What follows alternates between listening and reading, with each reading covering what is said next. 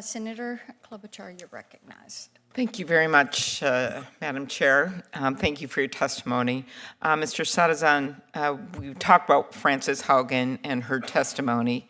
And in 2021, I asked whether the work of Meta's internal researchers, people like yourselves, is thorough and reliable. She said then that Meta had a top-ranked research program and that its researchers were some of the biggest heroes inside the company in answer to my question because they were willing to boldly ask real questions, which I truly appreciate. I believe that for many of them that was true.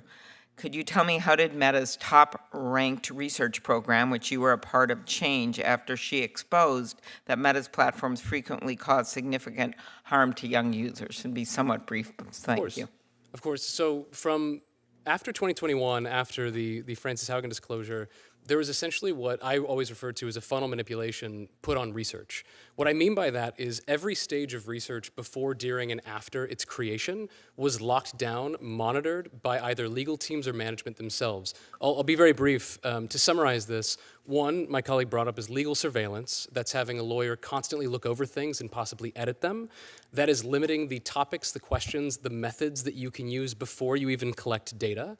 It's the monitoring of research. So you might have legal actually watching the data you collect, and you are told to erase it proactively if they believe it is too sensitive.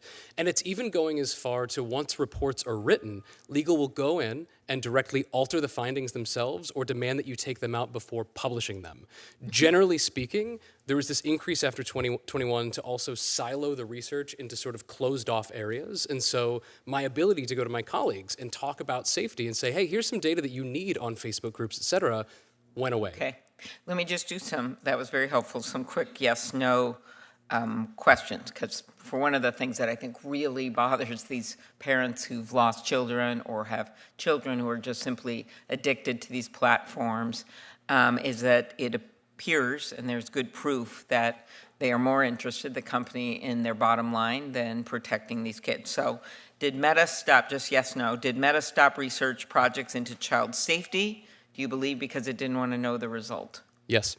And did Meta restrict the information researchers could collect about child safety to preserve plausible deniability? Yes. And did Meta alter research designs to avoid collecting certain information? Yes. And did Meta modify research reports and results? Yes. And did Meta require researchers to delete data that showed harm to kids that was occurring on its platforms? Yes. Okay, I think that says it all. Thank you, Ms. Savage. While at Meta, you proposed research to better understand the age of children using virtual reality. So now we're now phasing into our current state. This project, called Project Horton, right? Horton the Who, it was named after a Dr. Seuss thing, because these kids are that young, was initially approved by Meta's chief technology officer and funded for more than $1 million. Is that right? That's correct. So what happened to that research project? It was canceled with no explanation, which at Meta is very unusual. And given that the research was approved by the company's chief technology officer, who at Meta could have overruled that decision and shut the project down? To my knowledge, the only other person is Mark Zuckerberg. Why do you think Meta's top leadership canceled the research? If Meta were to improve the quality of its ability to identify the true age of its users, it would be required to shut down such a large number of accounts that it would meaningfully drop their engagement metrics. Mm-hmm.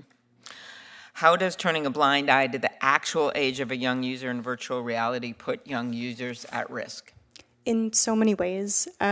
Part of development is that children are still developing the ability to distinguish between reality and fantasy.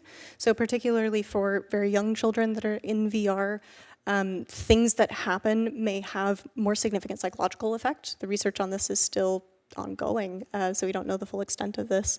But of course, the most egregious harm that we're aware of currently is that VR is very social, and it's typical that that social interaction is happening between a child and a stranger. And avatars all look the same age, so whether that other person's a child or an adult, we don't know.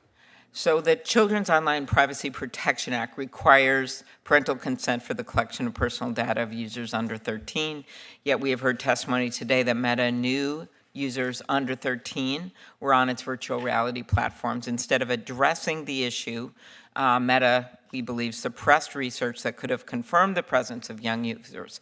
How prevalent in your mind were users under the age of 13 on Meta's virtual reality platform, and was Meta aware of the problem? It's such an issue that every single time I have used VR personally, the majority of individuals that I have observed or interacted with have been audibly under the age of 13. It is something that is the top complaint, to my knowledge, publicly for any other user that uses VR. It's something that our own, or Meta's own, leadership would frequently post and be like, hey, here's a video of my 6-year-old. And was Meta's leadership aware of the presence of kids under 13 then on Yes. the thing? Did Meta take any steps to ensure it was not collecting data from these young users without parental consent? It didn't have the ability to identify which users were under 13, so it wouldn't have had that ability. Okay, last question, back to you and very briefly, Mr. Sattizahn. Last month, I sent a letter with Senator Schatz-Britt, 7 other senators, to Meta raising significant concerns about its internal policies that allow its generative AI chatbots to have romantic or sensual conversations with kids. Given your experience, do you think Meta was aware of the potential harms to kids that could occur by letting its chatbots engage in such conversations with kids? Yes, Meta has direct and global initiatives for years now to target youth across all of their products. Do you have any reason to believe that Meta is doing more to protect kids in its AI work than its virtual reality work? To my knowledge, no. Thank you. Ms. Savage, let me just pick up where Senator Klobuchar just left off. You said that in your experience, a majority of VR users are under the age of 13? That's correct. And that this is apparent to Meta leadership, you said? Yes, it's apparent to anyone